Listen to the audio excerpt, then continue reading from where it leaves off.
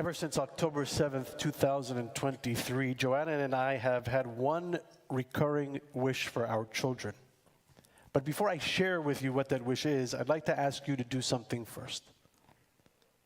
I want you to think of a time when you thought your life was heading in a certain direction, but then circumstances or happenstance changed the course.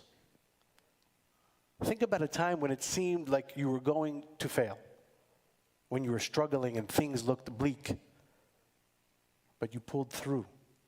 Imagine a moment when you looked at a situation and thought, this ain't going to end well. Perhaps it was a strained relationship with a friend or a family member, a call you were waiting for, or a call you should have made. And then through it all, you found unexpected blessing. Has this ever happened to you? Allow me to share a story with you. A few years ago, we took our kids apple picking at a farm in Connecticut. We got ambitious and purchased a 10-pound bag to fill with the apples we would pick. Joanna and I carefully combed through the trees, searching for apples that were ripe and unblemished. The kids, however, grabbed whatever apples they could find low to the ground and threw them into the bag without giving it much thought. Later that evening, after we arrived home and finished dinner, Robert reminded us that we had promised apples for dessert, which is a phenomenon in and of itself. Apples for dessert in my house? Are you kidding me? We're chocolate and ice cream. Of course. You know me very well, don't you? So we were more than happy to slice up the apples for a pre-bedtime treat. Joanna reached into the bag, washed a few apples, but Robert stopped her. Wait a second. I don't want those, he said. I want to pick my own. He was 2 at the time. He's 5 now. He proceeded to take out one apple at a time, closely inspecting each one. Nope, not this one. Nope, not this one. Leaving the rejected apples on the floor beside him. He did this several times until finally he held up the apple he wanted. This one, Mommy, he declared. Joanna and I exchanged a glance. The apple he chose was, without question, the ugliest apple we had ever seen. It was brown, it was blemished, it was full of holes. Are you sure you want that apple? It has brown spots and look at all those holes. But Robert insisted. No, this one is beautiful. Why is it beautiful? I asked. Look, he said, holding it up. It has a smiley face, you see? So 1 eye, 2 eye, nose, and a mouth. Robert, you're right. That is a beautiful apple. So we washed it, we sliced it, and we took a bite. And you know that sound that you make when something is particularly delicious? Immediately we agreed this was the sweetest, most delicious apple we had ever tasted. To us, that ugly apple was a thing of beauty to a child, and indeed the sweetest apple. In our lifetime, we have been faced with challenges beyond human comprehension. Most recently, the slaughter of 1,189 souls on and after October 7th. The ongoing hatred and bias in media outlets, the actions of college professors and politicians, the list goes on and on. And yet we are we are commanded to find new meaning in our pursuit of peace, which feels fleeting even by the most ambitious standards. It's now a week since I returned from Israel, where Dr. Gabby and I filmed a documentary focusing on the strength, the resilience, and the hope of the Jewish state. What we witnessed there, the bullet holes, the broken dreams, the shattered lives, and rockets falling directly above our heads, was harrowing. There was a moment, and I can say this now publicly, when we thought we were going to die.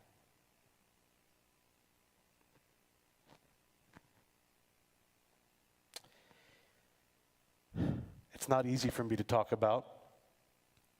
I don't think I'm ready to fully share it with you, but perhaps you saw the clip that we played last week, the brief clip that was cut off after 37 seconds. Dr. Gabby, our cameraman, and I pulled over to the side of the road, threw ourselves to the ground, and put our hands above our heads as we were instructed to do. And yet, through all of the trauma, our faith requires us to affirm life and find blessing and beauty in the face of despair. For a while, I couldn't find the silver lining. But then yesterday, as I was scrolling through my phone, watching the videos, I found a clip taken immediately after the rocket attack. And I hadn't fully processed it because of the trauma and stress that I felt. In the video, we're driving away from the scene, and I'm holding up the phone, pointing it out the window, capturing a rainbow. This brilliant display of color stretching across the sky, and you can hear me say in the video, wow, we just went from rockets to rainbows. From rockets to rainbows. That's how the Israeli people live their lives. From rockets to rainbows. Each day our trip was punctuated by extremes. Deep, despairing lows as we smelled the scorched earth, to then dancing at a wedding.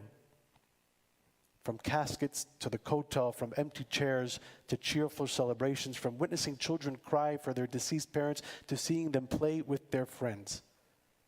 It is difficult, damn near impossible, to understand the inner strength of the Jewish state and the people who call her home. But as Jews, we are commanded to seek out blessing, not merely to have hope, but to fight like hell for it.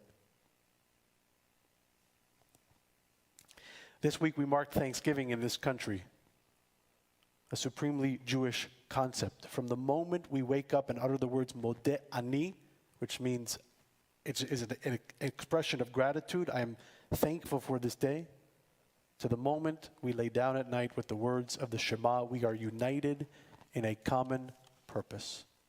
To hold in our hearts deep gratitude for every second on this earth.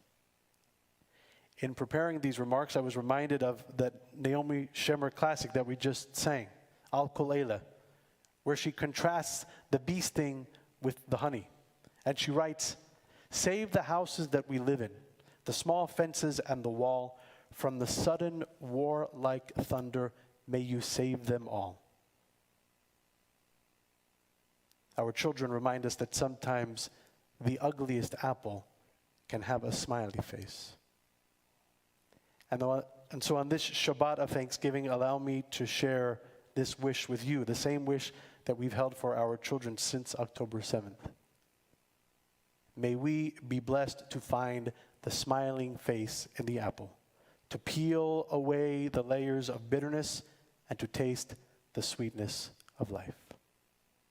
Al Kol Eila, Al Kol Eila, Shmoreni Eini Atov, Al Hadvash ve'al ha'oketz, Al Hamar ve'hamatok, Al Natakor Natua, Al Tishkach et ha'tikva,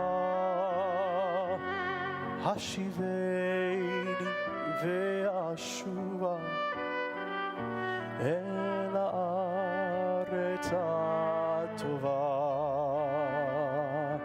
Al Kol Eila, Al Kol Eila, Shmor na li Eli ha'tov, Al Hadvash ve'al ha'oketz, Al Hamar ve'hamatok, Al Natakor Natua, Al Tishkach et ha'tikva, Hashiveni ve'ashuva, El ha'aretz ha'tova.